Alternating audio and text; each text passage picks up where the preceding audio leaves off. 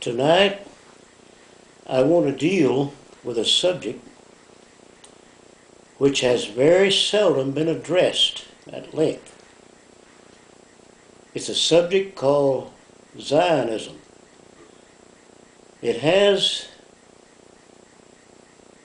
in its inclusiveness a religious aspect, a political aspect, a social aspect, and in many other areas of human endeavor, there is a lot that can be learned when we get a grasp and an understanding of what Zionism is all about.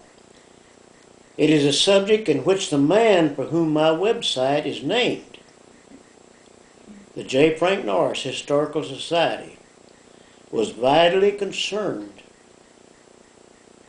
for the advancement of Zionism, and he had a deep-seated compassion for its success. And I refer to the movement of what has been called Zionism, which originated in the mind of Theodore Herzl in about the year of 1900. Mr. Herzl, of Jewish descent, looked forward to the future and foresaw the day in which a national homeland would be established for Jews scattered around the world, and for them to obtain a home of their own for the first time in over 2,500 years. This dream was finally culminated in 1948. But I must state for the record, it was only culminated in part only, for the final and complete culmination is yet in the future. I want to emphasize tonight the futuristic concept of this dream, for that thought carries with it a host of unanswered questions worthy of consideration. The future is unknown, as we all concede, but who knows? There may come a time scientifically that we can foretell the future. That's a phenomenal idea that is worthy of consideration. Zionism per se did not begin in the mind of Theodore Herzl, for the thought behind Zionism dates back to the Old Testament time of Abraham, 1,500 years before Christ. The year of 1900, the time of Theodore Herzl, just happened to be the focal point reviving the concept of the regathering of the nation of Israel. The connotation of this term Zionism invariably is linked with religion, and in this case it is the religion of the Jewish people. The subject of Zionism is important, not only from a religious standpoint, but also should serve as a basis for scientific research. Now that may seem like a far-fetched idea, but in this modern era, science has reached a plateau of respectability, and rightfully so insofar as true science is concerned. Science prides itself in holding to ideals of objectivity. It is no accident that the world's greatest scientific minds are of Jewish descent. Albert Einstein is a case in point.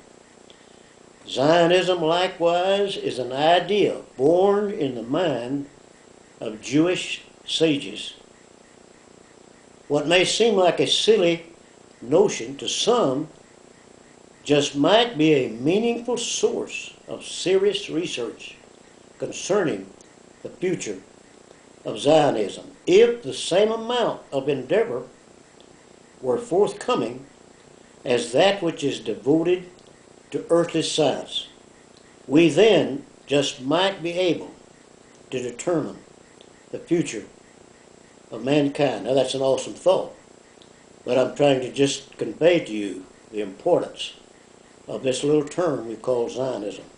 Zionism is synonymous with the core message of the Old Testament, and out of this has emerged the era of Christendom. Like all of life, Zionism is shrouded in mystery. Even scientists acknowledge that fact. But its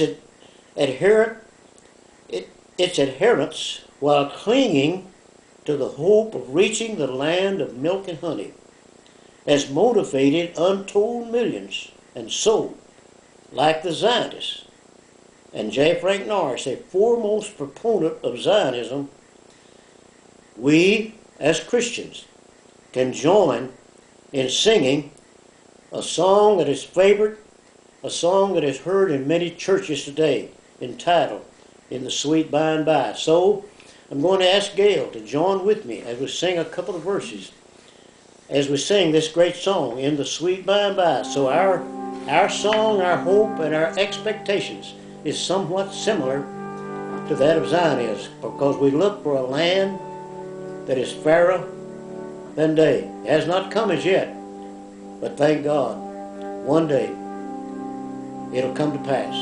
Gail, join with me as we sing this beautiful hymn.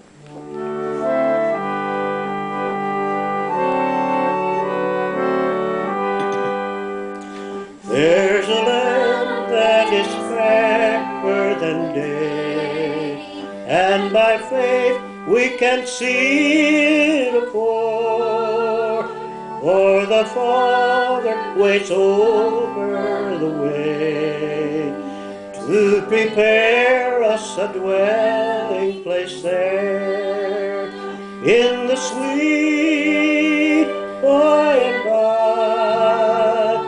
We shall meet on that beautiful shore, in the sweet by and by. We shall meet on that beautiful shore. To our bountiful Father above, we will offer our tribute of praise for the glorious gift of His love and the blessings that hallow our days, in the sweet by and by. We shall meet on that beautiful shore, in the sweet by and by. We shall meet on that beautiful shore. May God add His blessings to the success of Zionism, and may God bless each one, and may God bless America. Thank you, and good night.